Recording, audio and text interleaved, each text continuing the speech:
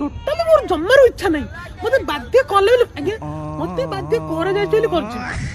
ନାଇଁ ମତେ ଟୋଟାଲି ଇଚ୍ଛା ନାହିଁ ଆପଣ ଭିଡ଼ିଓରେ ଦେଖିଥିବେ ତାର ମୋର ଗୋଟେ ଅଫିସରେ କାମ କରିଥିଲୁ ଆଉ ସିଏ ମତେ ଆଗ ଆସି ପ୍ରପୋଜ ମାଇଲେ ଆଉ ଯେହେତୁ ମୋର ଝିଅ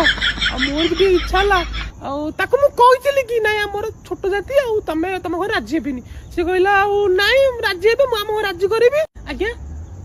ନା ନା ତେଲଟା ଆକ୍ଚୁଆଲି କଣ କହିଲ ତେଲ ଥିଲା ମତେ ବାଧ୍ୟ କରାଗଲା ତେଲ ମାରିବାକୁ ସିଏ ବି ଅଲଗା ତେଲ ଆଣି ନଥିଲେ ସେ ଯୋଉ ଜସ୍ମିନ ତେଲ ଥିଲା